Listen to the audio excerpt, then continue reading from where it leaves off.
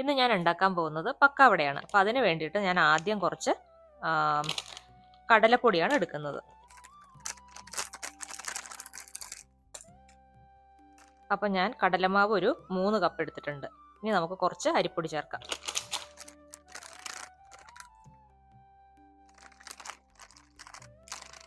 ഒരു 1-1.25 കപ്പ് അരിപ്പൊടിയും കൂടെ ചേർത്തിട്ടുണ്ട്. ഇനി ഇതിലേക്ക് ആവശ്യമായിട്ടുള്ള ഉപ്പ്, കുറച്ച് മുളക് പൊടി, ഇത് ഞാൻ കാശ്മീരി മുളക് പൊടി എടുക്കുന്നത്, പിന്നെ കുറച്ച് കായപ്പൊടി, കുറച്ച് ജീരകം. ഇനി പൊടികളൊന്ന് നന്നായിട്ട് മിക്സ് ചെയ്ത് കൊടുക്കുക.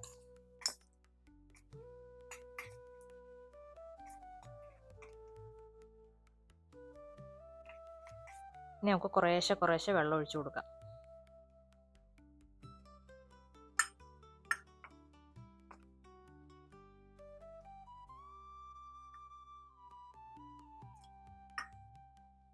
ഞാൻ നമ്മുടെ മാവ് നന്നായിട്ട് കുഴച്ചെടുത്തിട്ടുണ്ട്. ഇനി നമുക്കത് ഒരു സേവനാഴിയിലേക്ക് എടുത്തിട്ട് പക്കാവട ഉണ്ടാക്കി തുടങ്ങാം. അപ്പം അതിന് വേണ്ടിയിട്ട് ഞാൻ സേവനാഴിയിൽ ഉള്ളിൽ കുറച്ച് എണ്ണ തേച്ചിട്ടുണ്ട്. അല്ലെങ്കിൽ അത് ആ മാവ് കണ്ടമാനം അതിൽ ഒട്ടി പിടിക്കും. അതുപോലെ തന്നെ ഇതിലും കുറച്ച് എണ്ണ തടവി കൊടുക്കുക. അപ്പോൾ നമുക്ക് പക്കാവട വറുത്തെടുക്കാനായിട്ടുള്ള ഓയിൽ ഞാനിവിടെ ഓൾറെഡി ചൂടാക്കാൻ വെച്ചിട്ടുണ്ട്. അതിലേക്ക് ആദ്യം നമുക്ക് കുറച്ച് വെളുത്തുള്ളിയും കറിവേപ്പിലയും കൂടെ ഒന്ന് ഫ്രൈ ചെയ്തെടുക്കാം. അപ്പോൾ ആ ഫ്ലേവറൊക്കെ ആ എണ്ണയിലേക്ക് ഇറങ്ങും.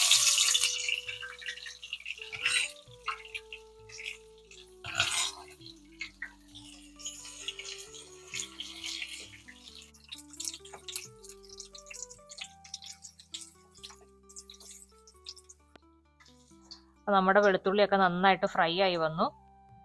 അത് കോരി മാറ്റാം.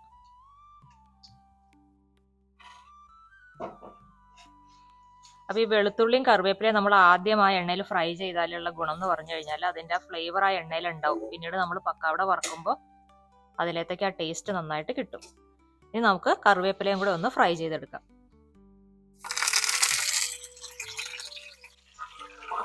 അതും കൂടെ നമുക്കൊന്ന് കോരി മാറ്റാം.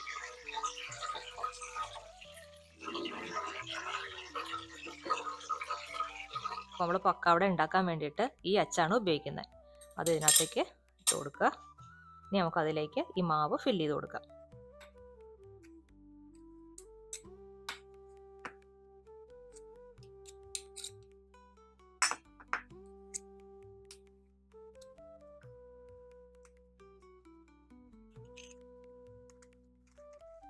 നമ്മൾ കറിവേപ്പിലയും വെളുത്തുള്ളിയും ഫ്രൈ ചെയ്ത് മാറ്റി. ഇനി നമുക്ക് അതിലേക്ക് പക്കാവട ഇടാം.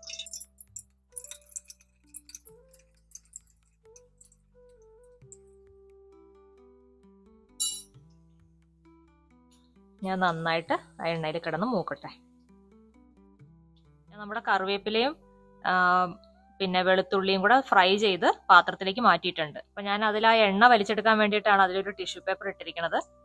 അതിൻ്റെ ഒരു സൈഡ് ആയിട്ടുണ്ട്. ഇനി നമുക്ക് അതൊന്ന് മറിച്ചിടാം.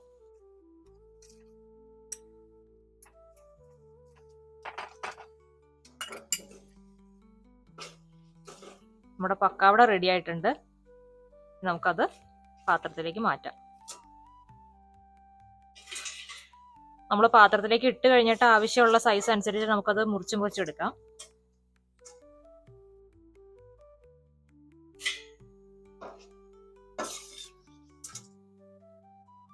അത് ആദ്യം ആ വെളുത്തുള്ളിയും കറിവേപ്പിലയും നമ്മൾ ഫ്രൈ ചെയ്യാൻ ഇട്ടപ്പോൾ അതെല്ലായിടും എണ്ണ തെറിച്ചു.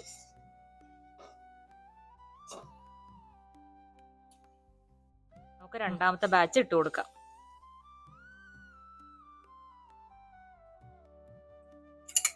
നമ്മുടെ പക്കാവടയൊക്കെ റെഡി ആയിട്ടുണ്ട്. ചായയും റെഡിയായി. നമുക്ക് ചായ കുടിക്കാം. നല്ല ക്രിസ്പി ആയിട്ട് വന്നിട്ടുണ്ട് പക്കാവട.